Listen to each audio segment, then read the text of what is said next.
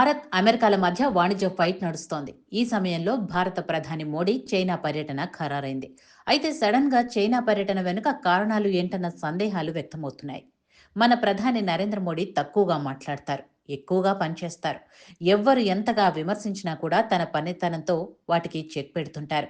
కేవలం చేతల ద్వారానే ఎదుటి వాళ్లకు చుక్కలు చూపిస్తుంటారు. అంతెందుకు, కెనడా మాజీ ప్రధాని జస్టిన్ ట్రూడో మోడీపై విరుచుకుపడ్డారు. కెనడా జాతీయులను చంపేస్తారంట అంటూ ప్రపంచమంతా చెప్పుకుంటూ వచ్చారు. ఫైనల్ గా ట్రూడోనే ప్రధాని పదవికి రాజీనామా చేయాల్సి వచ్చింది. ఎందుకంటే అతను చేసింది తప్పుడు ప్రచారం, అబద్ధపు ప్రచారం. భారత్ను తప్పుబట్టారు, ప్రధాని మోడీని కూడా తప్పుబట్టారు. ఖాలిస్తాన్ తీవ్రవాదులను నెత్తికెక్కించుకున్నారు. ఫలితంగా ప్రధాని పదవికి రాజీనామా చేసి ఈరోజు ఓ మూలన కూర్చోవాల్సి వచ్చింది. ఇకపోతే మలేషియా ప్రధాని మహ్మద్, ఇతనికి హిందువులంటే అస్సలు పడదు. పాకిస్తాన్కు ఇతను పెద్ద అభిమాని.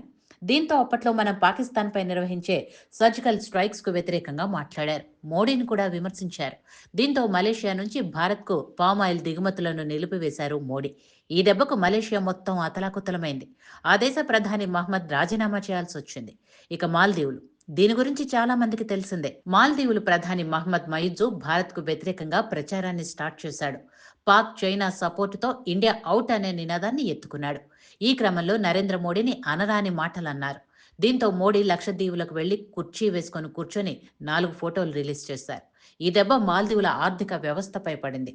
దీంతో మయిజు మోడీ దగ్గరకొచ్చి బ్రతిమలాడుకోవాల్సి వచ్చింది. అంతెందుకు, రీసెంట్గా మోడీ మాల్దీవులకు వెళ్తే రెడ్ కార్పెట్తో స్వాగతం పలికారు. అంతేకాదు, డీప్ స్టేట్ బ్యాచ్ ఈడెన్బర్గ్ లాంటి వాళ్ళు అదానిని టార్గెట్ చేయగా వాళ్ళైతే అడ్రస్ లేకుండా పోయారు. కాబట్టి భారత్తో పెట్టుకున్నా, మోడీతో పెట్టుకున్నా కూడా బాగుపడినట్లు చరిత్రలో లేదు.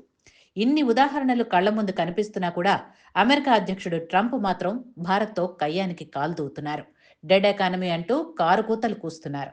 దీంతో మన ప్రధాని మోడీ సైతం కౌంటర్ ఇవ్వటం స్టార్ట్ చేశారు.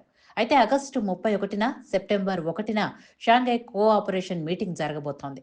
ఇందులో భారత్ కూడా మెంబర్గా ఉంది. దీంతో ఈ మీటింగ్కు భారత్ కూడా వెళ్లాలనుకుంటోంది. 2020 గాల్వాన్ ఘర్షణ తర్వాత మోడీ చైనాకు వెళ్లేందుకు ఇష్టపడటం లేదు. కానీ ఇప్పుడు ట్రంప్ చేస్తున్న ఓవర్ యాక్షన్తో అమెరికాకు జలకిచ్చేందుకు మన మోడీ ఈ నెల 30న చైనా పర్యటనకు వెళ్లనున్నారు. 2019 తర్వాత మోడీ చైనా పర్యటనకు వెళ్లటం ఇదే తొలిసారి. అయితే ట్రంప్ చైనాను బూచిగా చూపించి భారత్ను లొంగదీసుకునే ప్రయత్నం చేస్తున్నాడు. జిత్తులు మారి నక్క అయిన చైనా నుంచి భారత్ను కాపాడే శక్తి అమెరికాకు మాత్రమే ఉందని ప్రచారం చేసుకుంటున్నాడు. మరోవైపు భారత్పై సుంకాలు విధిస్తున్నాడు.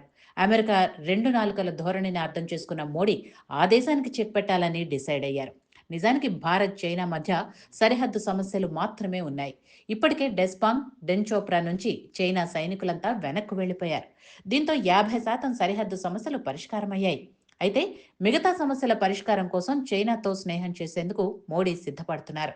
అలాగే అమెరికా భారీ సుంకాలు విధిస్తుంది కాబట్టి ప్రత్యామ్నాయంగా చైనాకు మన వస్తువులను ఎగుమతి చేయాలని మోడీ చూస్తున్నారు. ఇందుకు చైనా సైతం గ్రీన్ సిగ్నల్ ఇచ్చింది. అంతేకాకుండా భారత్, రష్యా, చైనాలు మహాకూటమిగా ఏర్పడబోతున్నాయి. ఇది రష్యా ప్రధాని పుతిన్ సారథ్యంలో జరగబోతోంది. అయితే ఇక్కడ చైనాతో నమ్మకమైన స్నేహంతో మోడీ ఉంటారా అంటే లేదు. చైనాను ఎట్టి పరిస్థితుల్లో మోడీ నమ్మరు. కేవలం మన దేశ ప్రయోజనాల కోసం, అమెరికాకు బుద్ధి చెప్పడం కోసం మాత్రమే మోడీ ఈ నిర్ణయం తీసుకున్నారు.